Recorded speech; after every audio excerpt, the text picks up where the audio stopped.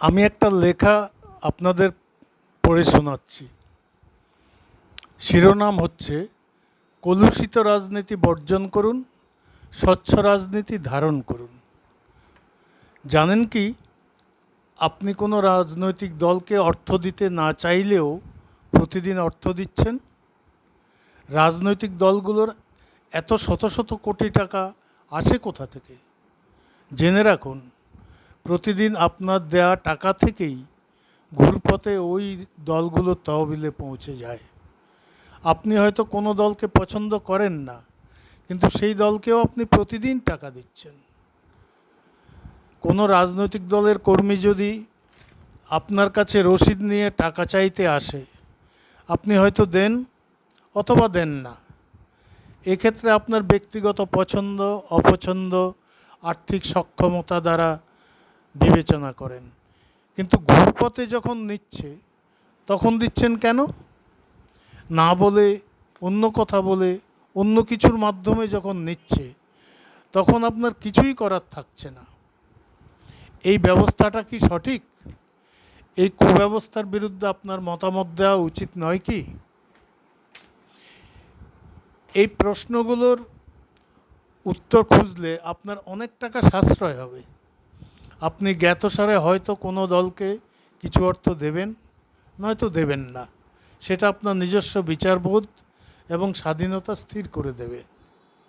প্রথমেই জানুন, দলগুলোর এত শত শত কোটি টাকা আসে কোথা থেকে। এই টাকা দলগুলোর তহবিলে এতদিন দিত শিল্প ও বাণিজ্য মহল, মুখ্যত তাদের কালো টাকা অর্থাৎ অবৈধভাবে অর্জিত টাকা থেকে।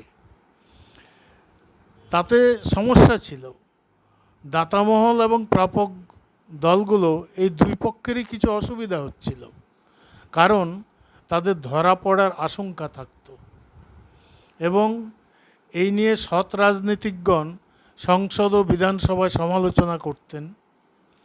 এত পরিমাণ টাকা বয়ে নিয়ে যাতায়াত করাও সমস্যা ছিল। আবার নির্বাচনের আদর্শবিধি বলবৎ হলে সাময়িক ধরপাকড় হবার ফলে এই দলগুলো অসুবিধায় পড়তেন।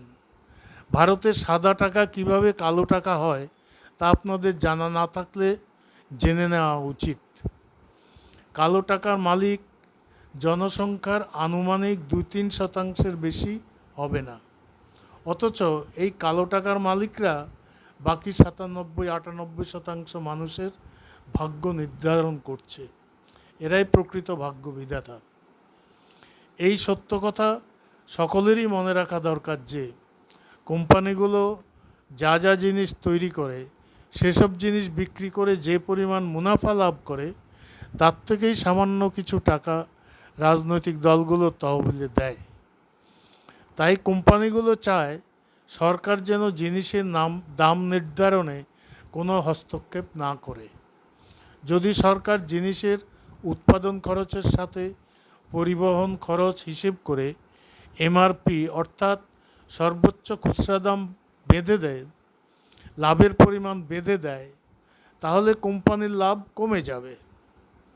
কোম্পানিগুলো আরও চায় যে যদি সরকার জনগণের ভোটের কথা ভেবে দাম বেঁধে দেয়, তবে সেই বেঁধে দেয়া দাম যেন কোম্পানির ইচ্ছামতো লাভ রেখেই বেঁধে দেয়।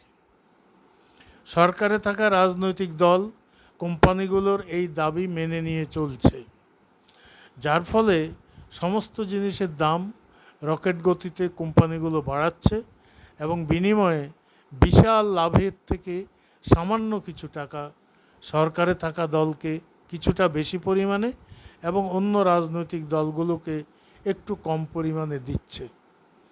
এই কোম্পানিগুলোকে এই সুবিধা পাইয়ে দেবার শর্ত হিসাবে কোম্পানিগুলো সংবাদপত্র, বৈদ্যুতিন সমাজ মাধ্যম এবং টিভি চ্যানেলের মাধ্যমে রাজনৈতিক দলের ভোট বাড়ানোর জন্য সারা বছর ধরেই কিছু পরিকল্পনা করে প্রচার করে।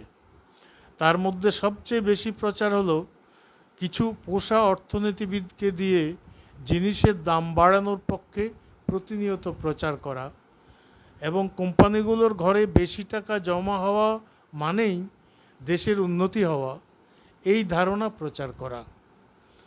নিজের রোজগারের টাকায় দেশের ক্রেতা সাধারণের দরকারি জিনিস কেনার ক্ষমতা না থাকলেও লোন করে কেনার জন্য ক্রেতাদের উদ্দেশ্যে বিরামহীন বিজ্ঞাপন দিয়ে চলেছে। কাজেই দেশে যা ঘটছে তা হলো ক্রেতাদের বিশাল অংশ ঋণের ভারে জর্জরিত হয়ে পড়েছেন। আপনার রোজগার থেকে আপনি যদি নগদে কোনো জিনিস কেনেন তাহলে কোনো সুদ দিতে হয় না। আর যদি লোন নিয়ে মাসে মাসে ভবিষ্যৎ রোজগার থেকে কিস্তি দিতে হয় তাহলে সারা জীবন অথবা জীবনের বেশিরভাগ সময়ে আপনি ঋণী থেকে যাবেন। এখন ভারতের ক্রেতাদের মধ্যে মাসিক কিস্তি দিয়ে অর্থাৎ জিনিসের দামের সাথে সুদ যোগ করে মাসিক কিস্তি দিয়ে ইএমআই কেনাকাটা করার মানুষ বেশি। কোম্পানিগুলো বেশি করে এমআরপি লিখে ক্রেতাদের প্রলোভন দেখায় যে আপনি লোন করে জিনিস কিনলে আপনাকে কম দামে দেওয়া হবে। অর্থাৎ ক্রেতা সাধারণ দুভাবে ঠকছেন। তাই কৃত্রিমভাবে মূল্যবৃদ্ধি করে অতি মুনাফার ব্যবস্থাকে সরকার বাণিজ্যিক স্বাধীনতা নাম দিয়ে ক্রেতা সাধারণকে প্রতারিত হওয়ার স্বাধীনতা দিয়েছে। বিনিময়ে রাজনৈতিক দলগুলোর তহবিলে কোম্পানিগুলো টাকা দিচ্ছে। ভারতে সব জিনিসের লাগামহীন মূল্যবৃদ্ধির কারণ হচ্ছে কোম্পানিগুলোর লাগামহীন অতি মুনাফা এবং রাজনৈতিক দলকে লাভের টাকার অংশ দান করা।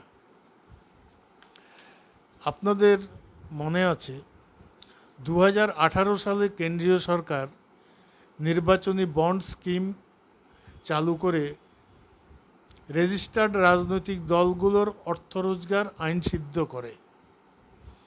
কিন্তু এই স্কিমে যেসব ব্যবস্থা রাখা ছিল তা মানুষের জীবনে ভয়ঙ্কর পরিণতি নামিয়ে আনে।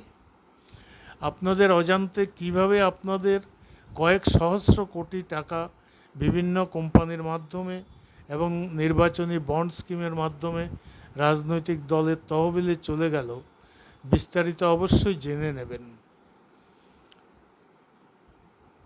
এখানে বিস্তারিত বলার সুযোগ নেই। নির্বাচন কমিশনের ওয়েবসাইট খুলে ECI electoral bond data list for political funding PDF, repeat করছি, ECI electoral bond data list for political funding PDF লিখে ক্লিক করলেই দেখবেন কোন কোম্পানি কোন রাজনৈতিক দলকে কত টাকা দিয়েছে তার লিস্ট দেয়া আছে। আপনি এদেশের যেখানেই থাকুন, পেশা আপনার যাই হোক না কেন, শিশু থেকে বৃদ্ধ বৃদ্ধা সকলেই নিজের অজ্ঞাতে কয়েকটি দলের তহবিলে টাকা দিয়েছেন। অবশেষে মাননীয় সুপ্রিম কোর্ট 2024 সালে এই নির্বাচনী বন্ড ব্যবস্থাকে বেআইনি এবং সংবিধান বিরোধী আখ্যা দিয়ে বাতিল করে। কিন্তু দুঃখের বিষয়, কেন্দ্রীয় সরকার আপাতত মেনে নিতে বাধ্য হলেও পরবর্তীকালে একটি রিভিউ পিটিশন সুপ্রিম কোর্টে দাখিল করে রেখেছে। দূরভিসন্ধি সহজেই বোঝা যায়। এরপর সুপ্রিম কোর্টে বিচারপতি নিয়োগের আইনি অধিকার যে কমিটির উপর অর্পণ করা হয়েছে সেখানে শুধুমাত্র প্রধানমন্ত্রী এবং অপর দুইজন মন্ত্রীকে রাখা হয়েছে। সুপ্রিম কোর্টের প্রধান বিচারপতি এবং বিরোধী দলের দলনেতাকে কমিটি থেকে বাদ দেওয়া হয়েছে। অর্থাৎ ভবিষ্যতে তাদের পছন্দের নিয়োগপ্রাপ্ত বিচারপতিকে দিয়ে বৃহত্তর বেঞ্চের মাধ্যমে এই আদেশ পাল্টে দেবার অভিসন্ধি অত্যন্ত পরিষ্কার। এই আইনি দুর্নীতি আজকে 98% ভারতবাসীর কাছে অভিশাপ হিসাবে নেমে এসেছে। এই অভিশাপ থেকে মুক্তি পাওয়ার চাবিকাঠি কিন্তু ভোটারদের কাছে আছে, কিন্তু ভোটারগণ এই বিষয়ে এখনও ততটা সচেতন নয় বলেই দেখা যাচ্ছে। সারা দেশের মধ্যে একটিমাত্র রাজনৈতিক দল এই আইনি দুর্নীতি থেকে দূরে ছিল। সেই দল নির্বাচনী বন্ডের মাধ্যমে কোনো টাকা দলের তহবিলে নেয়নি। তাই সেই দল হতদরিদ্র দল হিসাবেই রয়ে গেল, যাদের নির্বাচনী প্রচার করার টাকাও জোটে না। ভোটারগণ ভোটারগণ যদি সচেতন হয়ে এবং কোনো প্রলোভনের শিকার না হয়ে স্বাধীনভাবে নিজের ভোট নিজে দিতে পারেন, তাহলে ভোট চাবি দিয়ে তালাবন্ধ করে এই আইনি দুর্নীতি এবং অন্য সব বেআইনি দুর্নীতি বন্ধ করে নিজের টাকা বাঁচানোর জন্য ব্যবস্থা করতে পারেন। আর যদি সচেতন না হন, তবে নিজের রোজগারের টাকা ঘুরপথে কিছু মানুষ খেকো কোম্পানি আর তাদের রক্ষক কিছু রাজনৈতিক দলের কাছে চলতেই থাকবে। ভেবে দেখুন কোন পথে যাবেন। কতগুলো পয়েন্ট আকারে এই লেখাটা লেখা হয়েছে। মূল্যবৃদ্ধির ভারতীয় সংস্করণ হলো এই একটা দিক, যে রাজনৈতিক দলের ফান্ডে এইভাবে টাকা চলে যাওয়া। অর্থনীতিবিদরা যা বলেন,